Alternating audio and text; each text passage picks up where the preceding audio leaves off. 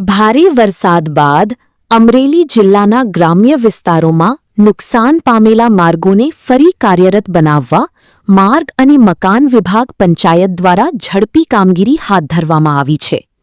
જિલ્લામાં બંધ થયેલા માર્ગોમાંથી અત્યાર સુધીમાં 11 માર્ગો ફરી વાહન વ્યવહાર માટે ખુલ્લા કરવામાં આવ્યા છે.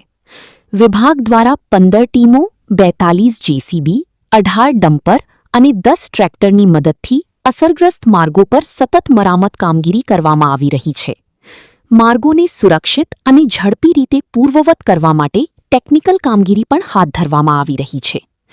વિભાગનો હેતુ આગામી 48 કલાકમાં તમામ બંધ માર્ગો શરૂ કરીને ગ્રામ્ય વિસ્તારોમાં જનજીવન અને વાહન વ્યવહાર સંપૂર્ણપણે સામાન્ય બનાવવાનો છે.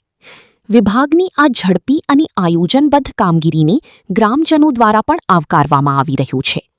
રિપોર્ટર મૌલિક દોશી, અમરેલી. સ્મિત કુમાર દિનેશભાઈ, કાર્યપાલક ઇજનેર આરએનબી પંચાયત અમરેલી. તાજેતરમાં 5 જુલાઈના રોજ જે અમરેલી જિલ્લા હેઠળ કે વરસાદ થયેલ, જેમાં કુલ અમરેલી જિલ્લાના 37 રસ્તા બંધ થયેલ. તાજેતરમાં 37 રસ્તા પૈકી અમારી કુલ 15 ટીમ કાર્યરત છે, જે દ્વારા 11 રસ્તાનું પુનઃ મરામત કરી પાણી ઓસરવાના લીધે એ રસ્તા શરૂ થયેલ છે.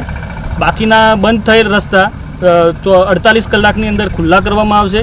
બીજું, ડેમેજ એસેસમેન્ટની વાત કરીએ તો અમારી કુલ 15 ટીમ દ્વારા તેમજ ગ્રામજનો દ્વારા અને ચૂંટાયેલા પ્રતિનિધિઓ દ્વારા અમને જે રિપોર્ટ મળેલ છે એ મુજબ 78 જેટલા રસ્તાઓ બંધ થયેલ છે, જેમાં માઇનર નુકસાન, સ્ટ્રક્ચરના એપ્રોચના અંદર નુકસાન, આ પ્રકારના નુકસાન જોવા મળેલ છે, જેને કુલ 48 કલાકની અંદર પુનઃ કાર્યરત કરી અને પ્રજાહિતનું કામ પૂર્ણ કરવામાં આવશે.